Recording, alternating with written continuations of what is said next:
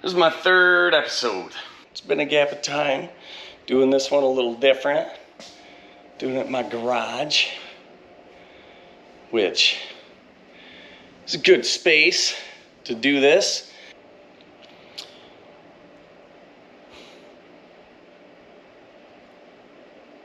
I just want to make sure I start this right, because I know where I want to go, but I want to get there. I don't want to just talk. The process of building thing has been a real thing for me. It's been real in my life, and more so now probably than any other time of my life. So I'm glad to be doing what I'm doing, and I'm going to tell you a little bit about it and just kind of go from there. So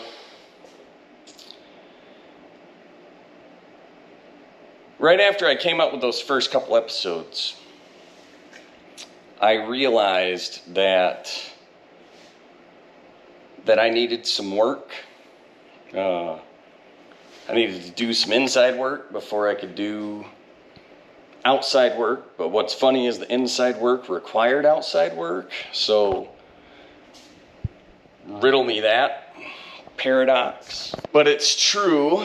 So what I wanted to talk about was one of the principles of my life that got me where I'm at right now.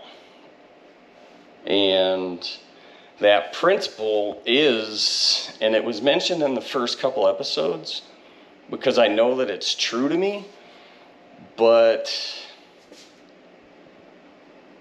I didn't know how significant it would be over the next season of my life, and which I'm in right now. I'm in it. But the principle is you can't steer a parked car. So I mentioned it in the first couple episodes. That's part of why I put out episodes, was just to do something that's in the direction of what I want to do and where I want to go. So I did it, and then right after I put them out is when I realized that I needed to really level up my inside work, right? So if I hadn't put them out, I wonder if I would have realized to the same depth that I did that I really need to work on myself, and now's the time. So the principle of you can't steer a parked car has just come full circle in my life, like right now, real time, in this season that I'm in right now. So it's pretty wild. It's wild. It blows my mind.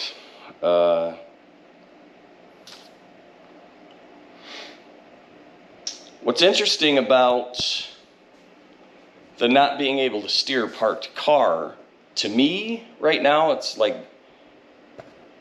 kind of got a new layer on it to me. I'm going to tell you about that in a second. But I almost forgot to tell you,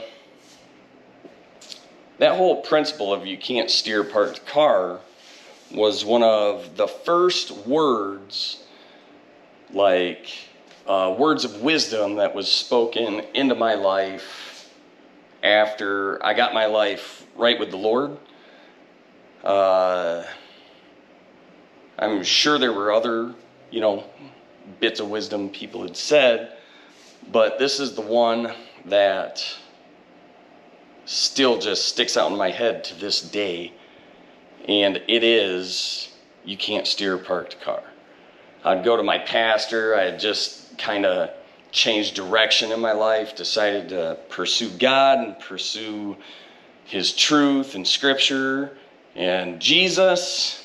And I'd go to my pastor and be like, how do I know God's will for my life? How do I know I'm doing the right thing? And my heart just bled, but And I mean, I was crying out to God for answers at this time. But God, I want to honor you. I want to do what you have for me to do.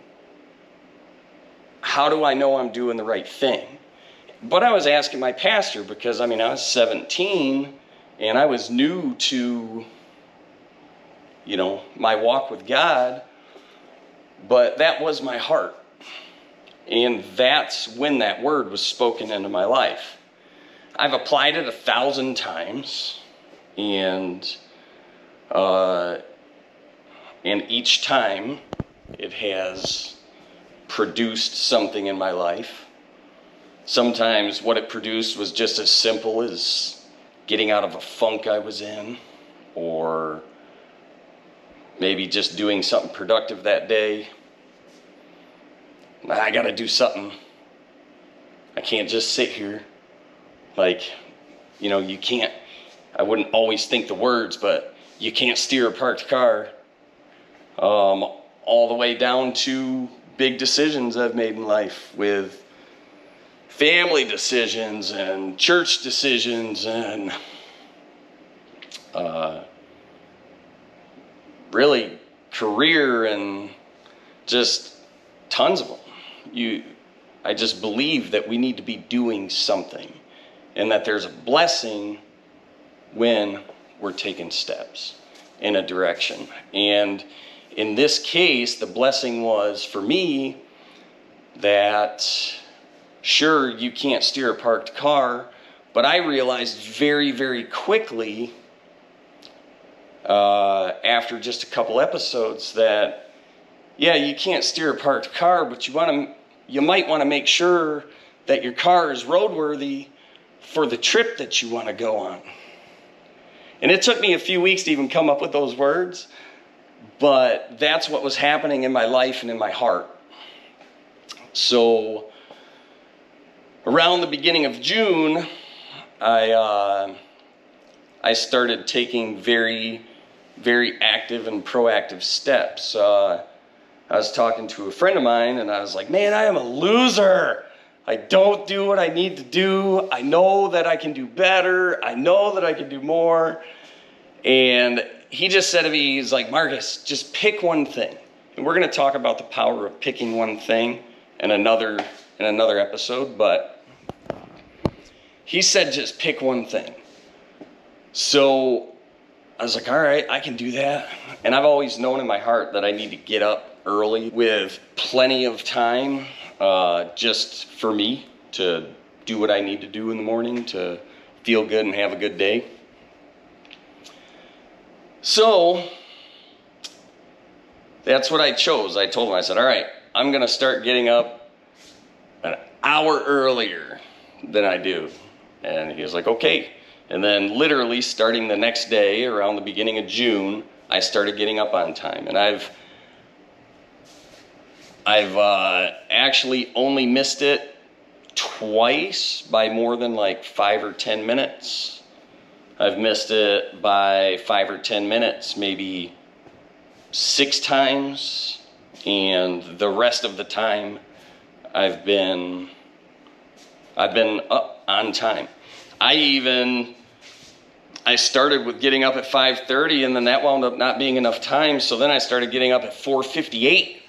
And why 4:58? Because if I'm going to get up that early, I wanted to see the 4, so it hurt a little extra bad, so that I could feel extra good about pulling it off. That's like the best 2 minutes of my day.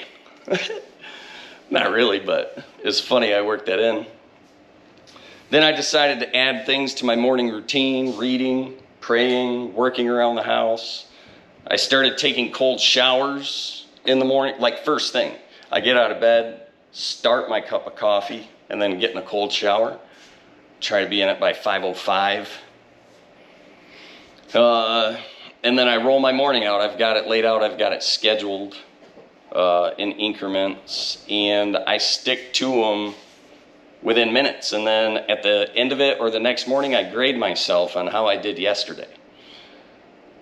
So I mean, what was I doing before this? Before I started getting up on time, I was doing none of that. I wasn't journaling. I wasn't faithfully reading. I wasn't faithfully praying. I sure wasn't grading my previous day. I sure wasn't evaluating how efficient I was. Well, I am now. And that's all a result of you can't steer a parked car.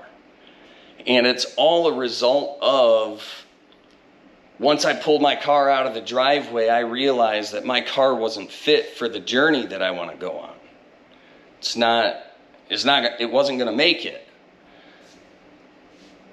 I mean, I was living totally responsive. I only did what I had to do. I was very busy, but I had a lot that I had to do.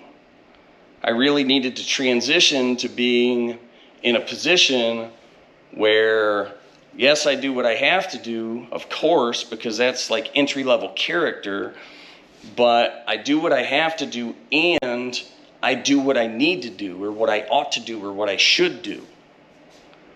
I do the extra as well. That I needed to make that transition from, oh, I'm barely surviving to, oh, I've got what it takes. And I didn't even really realize that I did have what it takes until I talked to my friend, told him I was a loser, and he said, just pick a thing. And I picked one thing. That's it. And then I stacked on it, obviously. You know, you've got a foundation, and then you build. This is the process of building. That's what this is. You pick a thing and you add to it and you add to it. And that's what I want to do. That's what I want to do in my life. That's what I want to do in myself, in my character, in my physical. And that's what I want to do with the process of building, with this thing. I want to build something here. I'm a builder. And I think a lot of us are. We're builders. We have something inside of us that wants to come out, and we have to do it. We have to be the ones that build this. Like I said, the car, I pulled out my driveway. I took 2 steps. I made 2 videos. I realized I had a wobble. And then I pulled my car back to the garage, so to speak, and I got to work. I got rid of the wobble. I had to get rid of the wobble. We've got to get rid of our wobbles.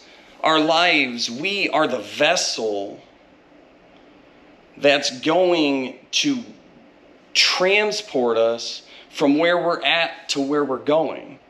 We're the vessel. Now, if you have a relationship with God, then we know He's our source, but we're the vessel. We're the vehicle.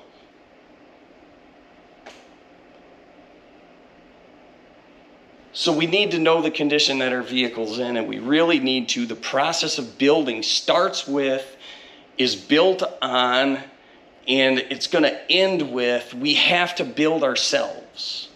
We have to build ourselves. So you can't steer a parked car. We ought to know that our vehicle is in the condition that it needs to be in to make the trip, and we're the vehicle.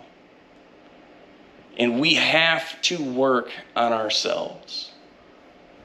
So that is what I want to be talking about. I want to be sharing how I'm working on myself. I want interaction with people. I don't know how to do this yet, but I want to get to a place where there's interaction of individuals that are working on yourselves, where we can be a group of people that are working on ourselves. And that is going to be a fundamental part of the process of building. That is going to be just an intrinsic thing just built into it. And I am excited about it. I am excited about that. So anyway, I'm going to wrap it up for today. I'll be back sooner, unless I enter some unforeseen existential crisis that takes me somewhere else for a while. But no, I think I'm at a rhythm and a pace right now where I believe that I can expect to be able to put some more of these out in a much shorter order. So anyway, if you watch this, you check it out.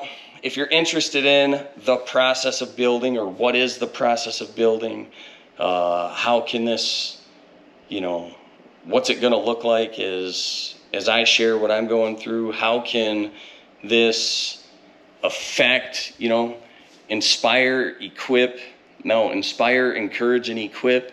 How can this, do that for you or do that for others? Subscribe, please. Subscribe, because the only way it works is with, me sharing what I'm thinking and what I'm going through and how it applies and how it makes a difference. And the only way it's worth doing is if it's, got a feedback loop. And the only way that that's going to happen is, with subscribers and interaction or whatnot. So anyway, I invite you to do that. It'd be awesome. And it would be fun for me, exciting for me.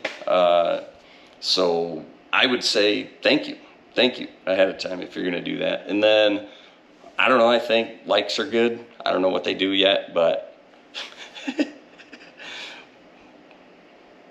I don't know. At a minimum, if I see a bunch of them, I'm going to feel good about myself. No, I'm just kidding. That's how it goes though, right? People do things for likes. Anyway. So yeah, that's it for today. It's Saturday. I don't know, I might put this out late tonight. We'll see what kind of energy I've got when I get in the house. But I'll either put it out tonight or tomorrow. And other than that, I guess turn on your reminders or notifications or whatever, and then I'll hope to get another one to you soon.